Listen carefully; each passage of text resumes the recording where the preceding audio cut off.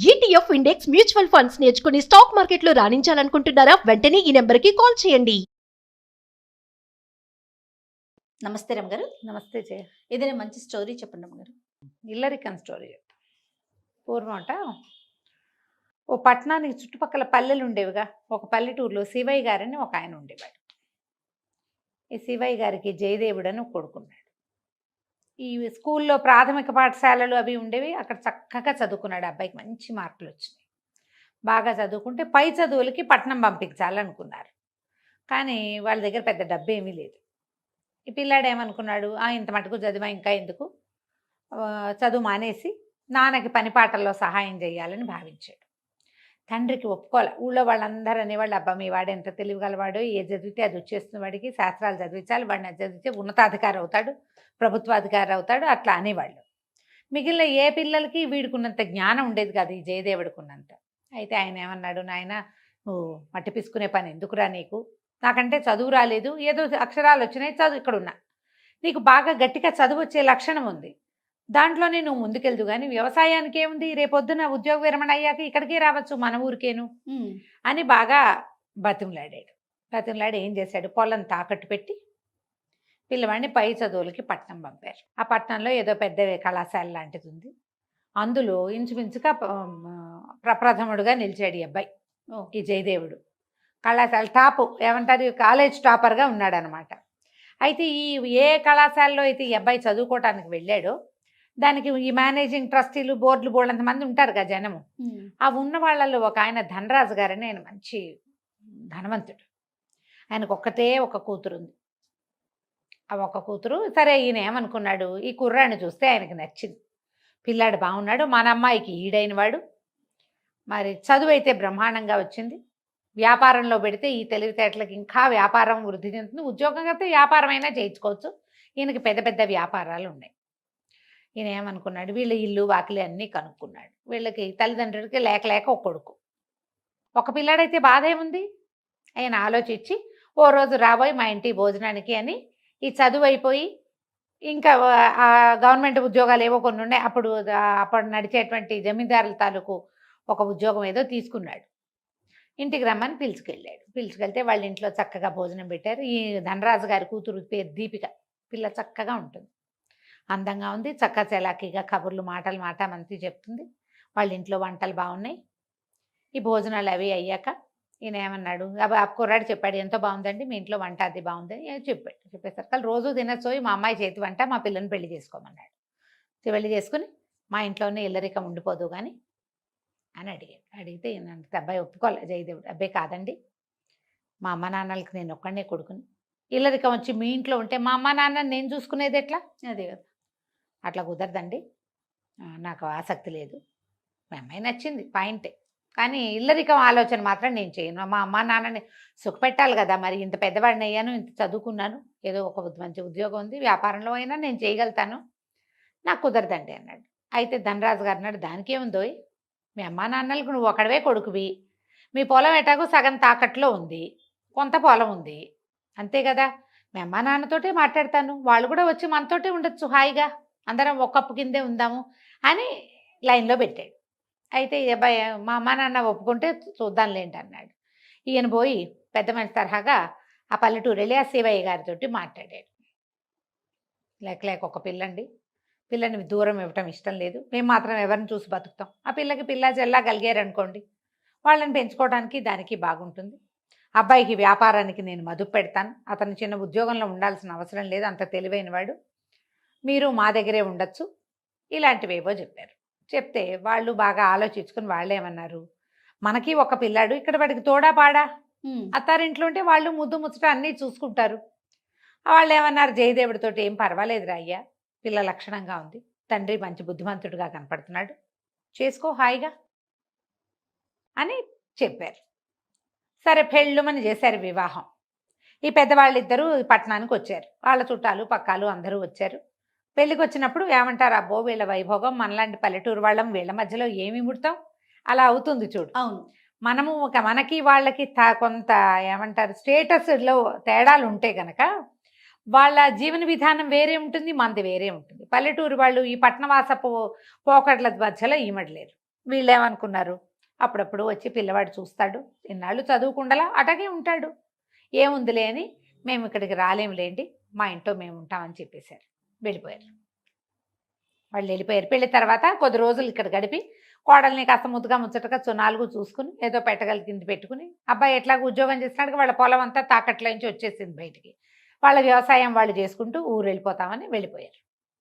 ఒకరోజు ఏమైంది, 15 రోజులు నెల రోజులు గడిచిన తర్వాత జయదేవుడికి కొంచెం బెంగ వచ్చింది, మా అమ్మ నాన్న వెళ్ళిపోయారని. ఇవి మామగారు ఏమన్నాడు, ఒక పనివాడిని పిలిచి, ఒరే ఈ డబ్బులు 1000 వరహాలు తీసుకెళ్ళి పల్లెటూరులో ఉన్న మా బావగారికి ఇచ్చిరారా అని వాడి చేతిలో పెట్టాడు. అది జయదేవుడు ఎదురుగుండానే చేశాడు. ఏమన్నాడు, మీ అమ్మ నాన్న ఈ పట్టణవాసంలో ఏమడలేరయ్యా, పెద్దవాళ్ళు, వాళ్ళు కూడా మా పల్లెటూరు పద్ధతులు వేరు, ఇక్కడ పద్ధతులు వేరు, ఇక్కడ ఏమడలేమని అన్నారు కదా, వాళ్ళ జీవితం హాయిగా వెళ్ళిపోతుంది, నలుగురు పని వాళ్ళని పెట్టుకుని ఆ వ్యవసాయం నడిపించుకుంటారు, వాళ్ళ ఇంట్లో వాళ్ళు సుఖంగా ఉంటారు, ఈ 1000 వరహాలు వాళ్ళ కోసమే పంపిస్తున్నాను అని చెప్పాడు. జయదేవుడు నమ్మి స్థిమితంగా ఉన్నాడు. అమ్మ నాన్నకి పని ఎలాగో చుట్టుపక్కల చుట్టాలు పక్కల అక్కడే ఉన్నారు, అవును. వాళ్ళ జాతి వాళ్ళంతా అక్కడే ఉన్నారు, వ్యవసాయానికి సహాయం నాన్నకి ఏముంది, డబ్బులు ఇచ్చి పంపించారు కదా, వాళ్ళే చూస్తారని ఊరుకున్నాడు. ఒక 8 నెలలో 10 నెలలో గడిచింది. ఉత్తరాలు పత్రాలు నడిచేవి తప్పిస్తే ఎవరో వచ్చిన మనిషి ఒకటి జాబ్ పట్టుకొచ్చేవాడు, మేము కులాసాగా ఉన్నాను నాయన, ఇలాంటివి కనపడేవి.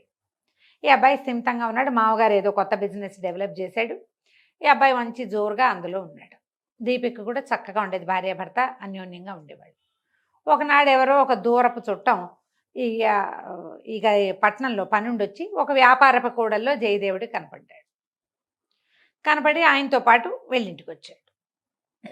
జయదేవుడితో పాటు ఇంటికి వచ్చాడు. వచ్చి ఎంత బ్రహ్మాండంగా ఉంది ఇల్లు వాకిలి, నువ్వు ఇక్కడ హాయిగానే ఉన్నావు, మీ అమ్మ నాన్న ఇబ్బంది పడుతున్నారు ఆ పల్లెటూరులో, అదేమిరా అబ్బాయి అలా వదిలేసావు అన్నాడు. అనగానే ఈ కుర్రాడు అన్నాడు, అదేం లేదు బాబయ్య, వదిలేయటం ఏముంది, మా అమ్మ నాన్న ఇల్లరికానికి ఒప్పుకున్నారు, ఇక్కడే వచ్చి ఉండమన్నాం, వాళ్ళు మేము ఉండలేమన్నారు, మా మామగారే 1000 వరహాలు పంపించారు, పని వాళ్ళని పెట్టుకుని స్థిమితంగా ఉండండి అని.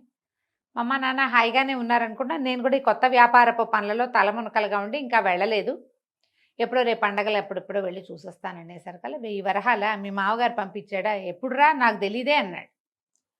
నాకు తెలుసు బాబయ్య, నా ఎదురుగుండానే పనివాడికి ఇచ్చి పంపించాడంటే, మీ ఇంటి నుంచి మన ఊరు ఒక్క పనివాడు కూడా రాలా, ఊళ్ళోకి 10 రూపాయలు వస్తే మొత్తం అంతా తెలుస్తుంది, 1000 వరహాలు వచ్చినాయంటే ఇప్పటి డబ్బులు ఏ 10 లక్షలతోటో సమానం, అది పెద్ద అమౌంట్.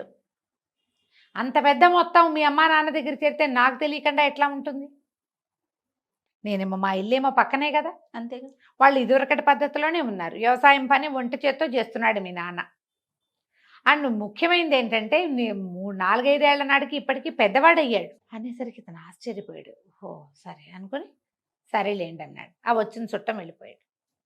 ఆ చుట్టం వెళ్ళిన 5-6 రోజులకి దీపికకి ఏదో అనారోగ్యం మొదలైంది. కొద్దిగా జలుబు చేసింది, తర్వాత దగ్గు వచ్చింది, ఏమిటో మంచం మించి లేవలేకపోయేది. ఓ వైద్యుడిని పిలిచారు. వైద్యుడు వచ్చాడు, ఏదో మందు వేసాడు. మందుగానే ఉంది, పిల్లగానే ఉంది, మంచం మీద లేచేది కాదు, ఎప్పుడు చూసినా అంటూ ఉండేది. ఆ తండ్రి ఆ పిల్ల మూలుగు వినలేకపోయేవాడు. అయ్యో పిల్ల మూలుగుతోంది, ఏమిటో బాధపడుతోంది, దానికి ఊపిరాటల్లా, దానికి గాలి జాలటల్లా. 10 రోజులు తిరిగాడు వైద్యుడు. 11వ రోజున అన్నాడు, ఏమిటో ఈ పిల్ల ఇక్కడ రెక్కొంటలేదండి, ఏదైనా చక్కగా మంచి గాలి వచ్చే చోటకి పంపించండి, చెట్లు గిట్లు ఉండాలి, మన పట్టణం కదా, ఇక్కడ ఏమిటంటే కొంచెం కాలువలు అవి ఉంటాయి, ఇళ్ళు సమర్థంగా ఉంటాయి, దగ్గరగా ఉంటాయి, జనసమర్థం హెచ్చు, అటా కాకుండా ఇల్లు తెరిపిగా ఇళ్ళుండి, కాస్త జాగా ఉండి, 4 మొక్కలు ఉండి, పక్షి కూతలు అవి వినపడుతూ ఉండి, అంటే ఆకాశం కనపడేలాగా ఉండి, అట్లా ఎక్కడికైనా మార్చండి అన్నాడు. మార్చండి అంటే ఈ జయదేవుడు అన్నాడు, ఎక్కడికో మార్చడం ఎందుకండి, మా ఊళ్ళో మా ఇల్లు ఇట్టగే ఉంటుంది, మాది విశాలమైన జాగా, మధ్యలో ఇల్లు, చుట్టూతా చెట్లు, తెల్లారితే పక్షులు కిలకిలారావాలతోటే లేస్తాం, కోడి కూతలు బాగా వినపడతాయి అన్నాడు. అనేసరికల్లా ఈ దీపికంది అక్కడ తీసుకెళ్ళబా నన్ను అంది. ఈయన ఇంకేమో కాదనిలేపోయాడు. పిల్లని అత్తారింటి పంపటం ఆయనకి ఇష్టం లేదు, అదేదో పిచ్చి పల్లెటూరు, కానీ ఇప్పుడు పిల్లకేమో జబ్బు చేసింది, వైద్యుడేమో అక్కడికి తీసుకెళ్ళండి అంటున్నాడు, ఎక్కడికో తీసుకెళ్ళమన్నాడు. ఇప్పుడు చల్లగా ఉండే చోటికి తీసుకెళ్ళండి వేరే కథ చెప్పాడు అనుకో, ఆ కథకు అనుగుణంగా ఇక్కడ ఏమి ఉండదు. కానీ ఈ జయదేవుడు ఊళ్ళో ఏమున్నాయో వైద్యుడు అవే చెప్తున్నాడు. ఇక ఆయన ఏం మాట్లాడలేకపోయాడు. బండి కట్టించి పిల్లని అల్లుండి పంపించారు. 10 రోజులైంది, 15 రోజులైంది, 20 రోజులైంది, నెల అయింది, దీపిక రాలా, జయదేవుడు రాలా వెనక్కి. తల్లి తండ్రి బెంగటిల్లిపోయారు పిల్ల కోసం. ఉమ్, మరి ఆ పిల్లని ఎక్కడికి పంపకూడదు అనుకున్నారు. అదే. ఉత్తరాలు వస్తున్నాయి. ఒక ఉత్తరం ఎవడో మనిషి వచ్చాడు, బాగానే ఉంది, ఆరోగ్యం కొంచెం కోలుకుంది. ఎప్పుడు వస్తారు అని వీళ్ళు ఉత్తరం రాస్తే రావడం గురించి వాళ్ళ సమాధానం రాయటల్లా. 2 నెలలు గడిచిపోయింది. ఇక విసిగిపోయారు వీళ్ళు. ఆ పిల్లని నువ్వు లేకుండా ఉండలేకపోయారు అమ్మా నాన్న. ఓ బండి కట్టించుకుని వీళ్ళే ఆ పల్లెటూరికి పోయారు. పోయేసరికి ఈయన వెళ్ళేసరికి వాతావరణం ప్రశాంతంగా, పెద్ద విశాలమైన ఇల్లు, వాకిలి, వాకిట్లో ముగ్గులు, కోళ్ళు అవి తిరుగుతున్నాయి. ఓ పెంపుడు కుక్కుంది వాకిట్లో. బోలెడన్ని చెట్లు, వాటి నిండా పువ్వులు. ఇక్కడ ఓ దానిమ్మ చెట్టు, ఓ జామ చెట్టు, ఓ నేరేడు చెట్టు. వాటి మధ్యలో నుంచి కూతురు పరిగెడుతూ పువ్వులు కోస్తుంది కనపడింది ఆయనకి. పిల్ల చూస్తే ఆరోగ్యంగా నవనవలాడుతూ మన ఇంటి దగ్గర కంటే ఇక్కడే బాగుంది అనిపించేలాగా ఉంది. ఏమనాలో తెలియలే. ఇవాళ వారేమో రండి రండి అన్నారు. ఇంట్లో ఉన్నారు. పల్లెటూరు భోజనాలు ఏముంది, చక్కగా అప్పటికప్పుడు ఫ్రెష్గా కోసిన తోటకూర, అప్పుడే తెంపుకొచ్చిన వంకాయలతో కూరలు, భోజనాలు, పాలు, పళ్ళు, మజ్జిగ. పళ్ళకేముంటాయి, సిటీలో ఉండే పళ్ళు పల్లెటూళ్ళలో ఉండవు. ఏదో బొప్పాస్కాయలు, నేరేడుకాయలు అవి కాస్తాయి. ఇల్లు హాయిగా ప్రశాంతంగా ఉండటం, అత్తామామ ఈ పిల్లని పరమ ముద్దుగా చూస్తున్నారు. ఎండకన్నేరక్కండా పెరిగిన పిల్ల మరి ఇంత దూరం వచ్చిందని. ఒక 3-4 రోజులు పోయాక ఆయనకి సిగ్గేసింది. అమ్మ ఏమంది, అమ్మమ్మ ఎప్పుడు వెళ్ళిపోతాం మేము, ఇంటికి వస్తావా, నువ్వు ఎప్పుడు వస్తావు అని. ఎందుకు నాన్న ఆ ఊర్లో పడి ఉండటం, ఇక్కడే హాయిగా ఉంది కదా, మీరు కూడా ఇక్కడే ఉండండి అనేసింది కూతురు. ఆయన డబ్బులు పంపలా, ఉమ్, ఊరికే అల్లుడిని ఉలిపుచ్చుకాలు ఆడాడు అంతే. ఆయన కాస్త మొహమాట పడి అల్లుడిని పక్కకి తీసుకెళ్ళి, బాబు నన్ను క్షమించు, మీ అమ్మా నాన్నని ఉంచుకునే ఉద్దేశం కానీ, మా పిల్లని మీ ఇంటికి కోడలుగా పంపే ఉద్దేశం కానీ నాకు లేవు. మాకు ఇల్లరిక పల్లుడు కావాలంతే. మా పిల్ల మాతోటే ఉండాలనుకున్నాను. కానీ మా ఇంట్లో కంటే పిల్ల ఇక్కడే ఆరోగ్యంగా, ఇక్కడే సంతోషంగా ఉంది. దానికి లభిస్తున్న గౌరవం మర్యాద చూస్తే కన్నవాళ్ళం మేము ముద్దే చేస్తాం. గౌరవ మర్యాదలు మా వల్ల లభించవు. అత్తవారింట్లో దానికి లభిస్తున్నాయి. నన్ను క్షమించు, నేను మీ అమ్మగారికి వాళ్ళకి ఏం డబ్బులు పంపలా. వాళ్ళకి అలవాటైంది, వాళ్ళు అలాగే ఉంటారులే అని అనుకున్నాను. నాకు బుద్ధి వచ్చింది. మీ ఇంట్లో నేను ఎట్లా ఉంటాను, ఇక్కడే ఏదైనా జాగా చూడు, ఓ ఇల్లు వాకిలి కట్టుకుని మేము ఇక్కడే ఉంటాం. మా పిల్లని మేము రోజు కంట చూసుకుంటూ ఉంటాం. మా పిల్ల మీ ఇంట్లోనే ఉంటుంది, మాకు ఇల్లరికం వద్దు. పిల్లలు పుడితే ఓ పిల్లల్ని మేము కూడా పెంచుతాం అని అన్నాడు. అన్నాక వీళ్ళ ఇంటికి కొంచెం అవతలగా ఉన్న ఒక ఎగువని ఉన్న ఒక స్థలం కొన్నారు. డబ్బులున్నవాడు తలుచుకుంటే ఏముంది, రాజు తలుచుకుంటే అంతేలే. దెబ్బల కొదవా. అన్నట్టు. చకచక పెద్ద పెద్ద ఇల్లు ఒకటి కట్టారు. దీపికకి 4-6 పిల్లలు పుట్టారు. వాళ్ళ అమ్మా నాన్న వీళ్ళమ్మా నాన్న హాయిగా కలిసి పెంచుకున్నారు. అబ్బాయి అప్పుడు నెలకు ఒకసారి వెళ్ళి, వీళ్ళకి ఇల్లు వాకిలి ఉన్నాయిగా, వ్యాపార పనులు చూసుకుని మళ్ళీ వెనక్కి తిరిగి వచ్చేవాడు. హాయిగా ఉన్నారు. పెళ్ళిళ్ళు చేసేటప్పుడు ఆలోచించుకుని చేసుకోవాలి. చూడు ఎంత హాయిగా ఉందో కదా. చాలా కలికంచికి బాగుంది. మనం ఇంటికి. నమస్తే రమ్మగారు. నమస్తే.